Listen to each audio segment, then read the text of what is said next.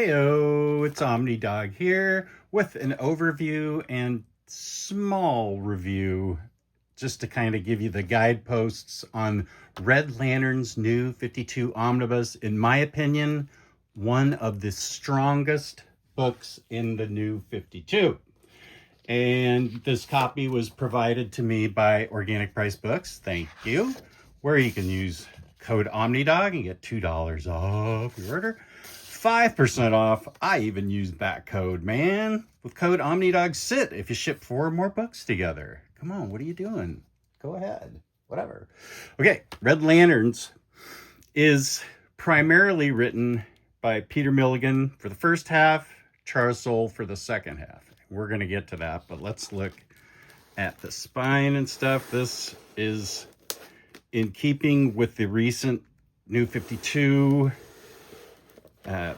spine design, with that bullet logo now messing up the rest of your New 52 that you have all together. Whatever, DC has decided, so here we go. At least it's still in keeping with this. This is a good logo. I like this part. And there's Dexter, the great Red Lantern cat. That's right. And this thing is pretty darn complete. And by pretty darn complete, I mean completely complete. It's in better, it has more than what I had made custom bound, and you can tell it's thicker. This is what I had custom bound years ago, 8 years ago, from the 8, 1, 2, 3, 4, 5, 6, 7, 8. Yeah, 8 trade paperbacks, and then some other stuff in there. Red Lantern's Future End, Green Lantern 2028, Annual 2, Stormwatch 9, and Supergirl 28 through 32. Now, I do have the superior cover, but whatever. This contains Green Lantern 23, 23.1, 24, 28, Green Lantern Corps 24, Green Lantern New Guardians 24, Green Lantern's Annual 2, Infinity Man and the Forever People 5 and 6, Red Lanterns 1 through 40. I bet you wondered when I was going to get the Red Lanterns. Red Lanterns Annual 1, Red Lanterns Annual Future's End #1, Stormwatch 9, and Supergirl 26 through 33. This is MSRP of $125, which seems pretty fair given how chunky this dude is. So let's take a look at what the book looks like underneath. Oh, this is cool. I actually hadn't even looked at this. This is Dexter, who is the main character, Atrocitus's cat. The cat's a Red Lantern. That's awesome. Yeah, his cat is a Red Lantern. Now, let's get to the inside and see. As usual with these, let's take a look at the spine. As usual with these new DC books, they are extremely tight at the beginning. Like mine opened up to about that. So you definitely have to relax it at least a couple times, but then it's fine. So yeah, I do have some parts bookmarked because they're my favorite parts, but there's the spine. It looks good. Glued's okay when it's done right, and usually the big two have printers that can do it right. So here we go. So there are some other writers in here besides Milligan and Charles Soule. One thing this thing has, and you'll notice as we go through it, the art throughout the whole thing is incredible, and the colors are incredible. So let's see. Artists, I know Ed Bennis does a bunch of this. There's Ed Bennis. Okay, these are all the artists, and then these are all the colorists. It's a beautiful book. The art is just so great throughout the whole thing. Look at this. Table of contents perfectly. And I think they mapped this thing really well. Red Lanterns, Stormwatch, Red Lanterns, Green Lantern, Red Lanterns, and so on. Then Red Lanterns, Supergirl, Red Lantern, Supergirl, Red Lantern, Supergirl. So the thing is, I think this thing is mapped really well. Here's the first Red Lanterns. And first, who are the Red Lanterns? If you're completely not familiar with them, the emotional spectrum of the Lanterns was created, made its debut in Green Lantern 25 by Jeff Johns. And so red is the color of rage. They seek out justice. Generally, they kill. Atrocitus certainly does, and so do a lot of the rest of them. But they seek out justice. Their power is the red power is rage. Green Lanterns, strong willpower. There's hope and love and other colors. There's orange, which is greed, which is great. Larfleeze. This book, I know people have generally not really had a super high opinion of this arc, the first 4 trades of Peter Milligan's. I thought it was fine, but more importantly, I think for the reader who is kind of brand new to it, a brand new reader can pick it up because Peter Milligan does a good job of setting the stage for who the Red Lanterns are, where they get their power from, who their leaders are, stuff like that. So I will not join the dislikers of Peter Milligan's because I think he does the new reader and the regular reader. Like I read this stuff, 8 years ago, or maybe even longer, when I was collecting it in trade paperback. I don't remember everything necessarily. I have trouble remembering what I read yesterday. So I think Peter Milligan does a good job of setting up everything. And here's that image that I like so much of Bleeze. She has skeleton wings. Her wing flesh has been burned off. She's a major character in this.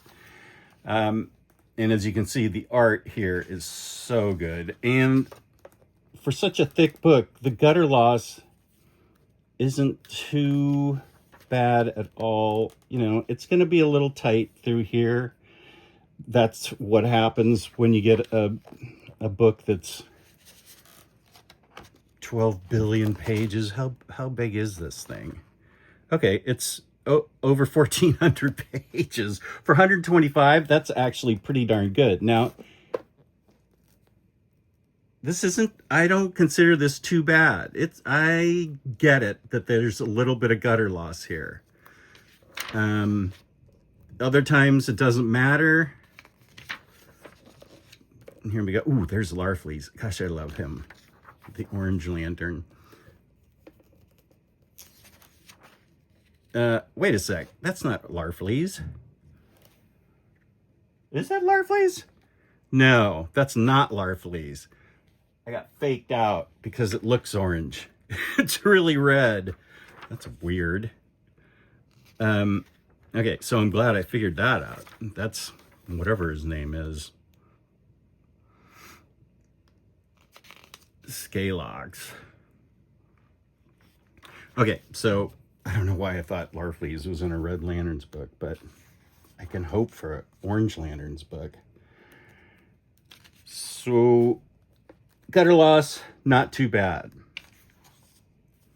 And here we have, this is a good scenario here. Brothers fighting because one of them turns into a Red Lantern because he is filled with rage. Okay, here we can take a look at the gutter loss. That's not too bad. That actually lines up okay enough. So, but you be the judge. I can live with it. Maybe you can't. So, yeah, good. I skipped a part that you'd see that would spoil it for you. Most of them are mindless followers of Atrocitus. This is Bleeze. Initially, she's his number 2, and I think she, if I recall correctly, she stays his number 2 for pretty much the entire book. He tosses her into the red blood of Zumalt, the home planet of the Red Lanterns, and that's where they gain sentience. They're just no longer killing machines in the name of justice. They gain sentience, and he tosses her in the pool.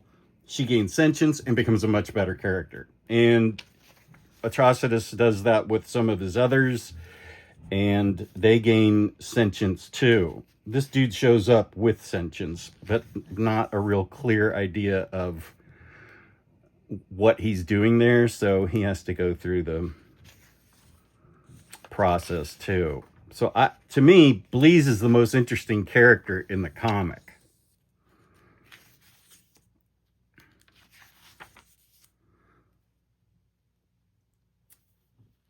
And so it's got just fantastic art. It will have different writers throughout it, depending on what book it is. As you saw earlier, you know, you've got Stormwatch in here, you've got Green Lanterns in here, Future's End is in here. I mean, that's a complete book. I'm not telling anybody to go out and get that omnibus, but that is a complete book. So here's Sinestro, whose yellow ring is powered by fear. There's Mogo, who's awesome. He's a planet that's a Green Lantern. So see, here's Green Lantern and Jeff Johns and Doug Mahnke, who's awesome as a penciler. And what the these are the Manhunters, and it looks they have set off all the problems. The one Guardian set off Manhunters, and the Manhunters were this group that just wreaked havoc throughout the galaxy. And Rise of the Third Army, this is what Atrocitus decides to do with the captured Manhunters.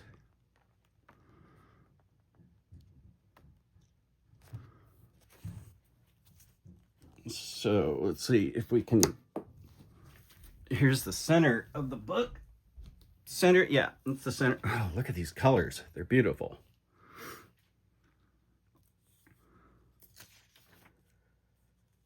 So, yeah, it's pretty tight, but not terrible. Here we get some of the other members of the emotional spectrum. Where's my guy Larfleeze? Are you in here? Come on, man.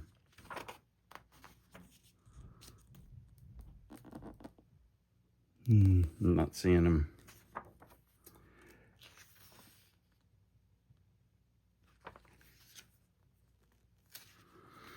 And eventually, Guy Gardner becomes a Red Lantern.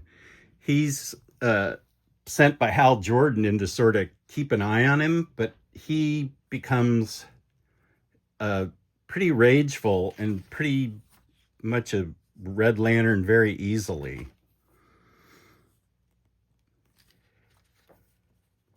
So we've got all kinds of cool creatures that become Red Lanterns, you know, just like they were Green Lanterns. And then we come to my favorite part of Red Lanterns, which starts in the Charles Soule era. Here's a guy visiting ice on Earth. I don't know. He's got to give it up, man. But before we get to Supergirl, we have to deal with New 52 Lobo.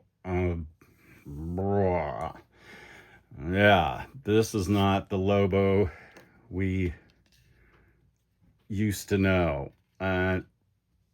I consider this one of the biggest atrocities coming out of New 52. Fortunately, they fixed it, but you're going to have to deal with it. Seeing New 52 Lobo, he's still the bounty hunter. But here we're introduced to Supergirl. This is the start of the Supergirl issues. I believe Tony Bedard is the writer of the Supergirl issues. Not my favorite writer, but does a good job with Supergirl. And and Lobo, and she feels out of place, unappreciated, under siege, especially not appreciated. And it turns out she's got a lot of rage in her. And we deal with actually a pretty good chunk of, I don't want to spoil too much of it, a pretty good chunk of storyline devoted to Red Lantern Kara, a Kryptonian Red Lantern. Okay, that's cool. And it's the whole section, even Tony Bedard's stuff, is really well written. This is one of my favorite, might be my favorite part that came out of New 52. The idea of turning Supergirl into a rage-filled Red Lantern. She wants justice. You're going to have to read it to see what she does to get justice. Wants revenge on people. Not sure what's going on. They try to contain her, but I mean, she is Kryptonian, so it's a good storyline. I really dug it. And it goes on for quite a while. There's still Kara, and this is a big chunk of the book is with her in it, and it's really fun.